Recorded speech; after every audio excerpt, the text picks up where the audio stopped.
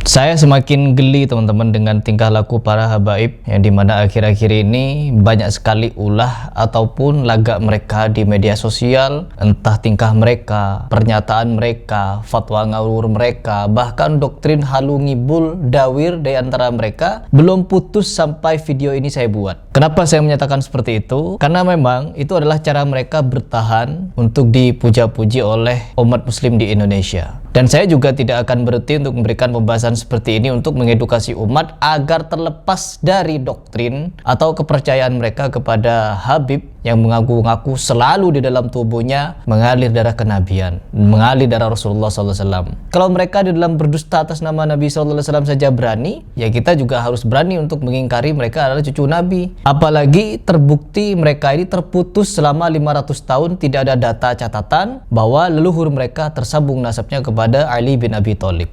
Dan sekarang ketika banyak orang semakin yakin dengan habaib yang dimana mereka ini bukan cucu Nabi, makin Allah tampakkan kebobrokan mereka dengan adanya perselisihan antara mereka yang sampai hari ini semakin besar. Contohnya kemarin ketika kita membahas Qori yang awalnya konflik habis-habisan dengan Bahar Smith sampai mau baku hantam katanya. Sekarang, dan asal kalian juga tahu bahwa Qori yang beberapa bulan yang lalu telah berafiliasi dengan para habaib, akhirnya sekarang dia mulai marah-marah lagi kepada habaib. Perkara apa?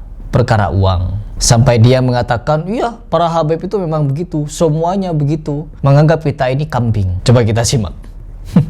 Tengku Qori saat ini kembali menghina-hina para habib karena cuma diminta rekening namun tidak ditransfer sedikit pun.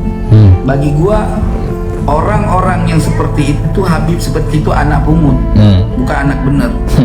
Boleh jadi asalnya dulu anak orang dipungut atau anak zina. Begitu aja selesai. Otak gua begitu konfirmasinya. Gitu. Sampai hari ini. Akhirnya kan minta Tengku kasih rekening. Aceh mau diganti rugi kepedihan hati saya. Jadi kepedihan hati Qori ini teman-teman selama berbulan-bulan, mungkin lebih 1 tahun ya teman-teman, bersih tegang dengan para habaib, debat terbuka, bahkan sampai saling hina, bahkan sampai mau baku hantam. Akhirnya ketika dia membela Ba'alawi, membela habaib, mau dikasih uang mungkin, dimintai rekening, dia kasihlah karena diminta teman-teman. Coba kita dengar. Gua kasih deh. Kasih. Sampai sekarang seperak aja nggak ada, cuma minta doang. Jadi sampai sekarang cuma diminta saja rekeningnya, seperak pun nggak ada uang masuk katanya. Jadi kecewa dia teman-teman karena tidak ada uang masuk dari habaib. Iya, gua kepret loh. Sedangkan habaibnya kemana-mana dapat uang, ya.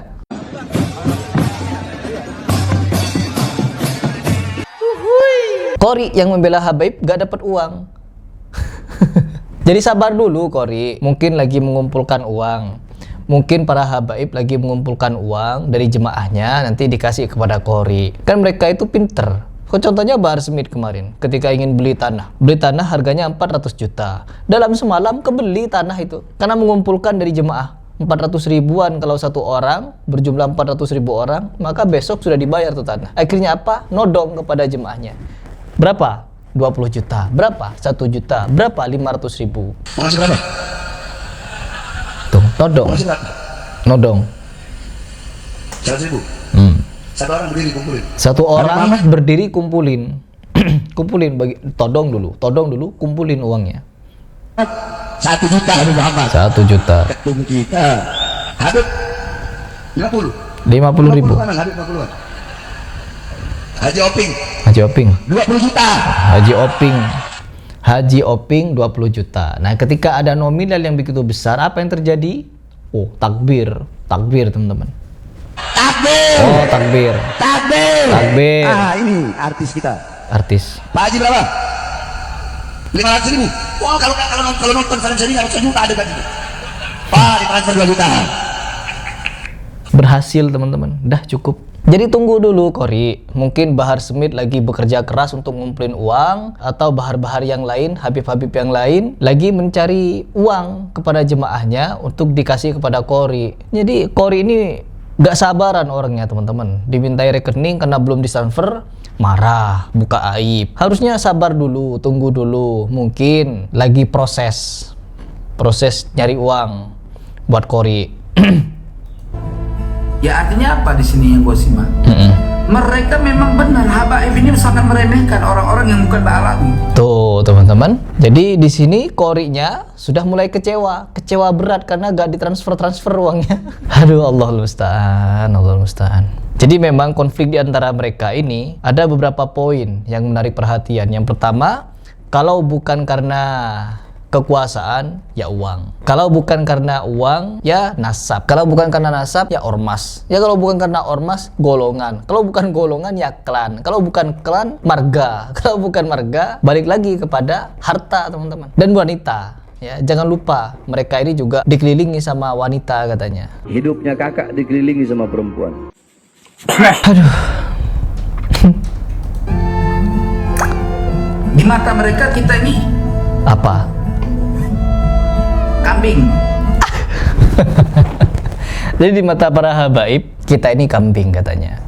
Iya, akan ada juga kisah itu dari para habaib yang dimana Faqih Muqaddam kalau tidak salah Mi'raj ke Sidratul Muntaha naik kambing. Jadi ketika kita melihat fenomena semacam ini, kejadian semacam Kori ini, kecewa kepada habaib, ini bukan satu-satunya. Ada beberapa orang juga yang kecewa kepada habaib ya karena uang juga. Semuanya karena uang, teman-teman. Dan kita bisa tahu sekarang muara mereka ini kemana sebenarnya. Kalau kita berbicara masalah kebenaran, kan mereka bukan berbicara masalah kebenaran, mereka berbicara masalah kemuliaan nasab mereka. Kemana-mana mereka jual nasab, kemana-mana mereka menjual kehormatan mereka. Dan mereka ada pembelanya, teman-teman. Dan pembelanya banyak, gak sedikit. Dan mereka menyamar. Ini yang saya khawatirkan. Contohnya seperti Adi Hidayat masuk ke lingkungan Muhammadiyah. Ternyata dia membawa visi misi dari NU, yang dimana NU ini kental sekali dengan Habib-Habibnya. Seperti Ustadz Bakul Rawon, dia juga ya begitulah sama. Ustadz Bakul Rawon, Adi Hidayat.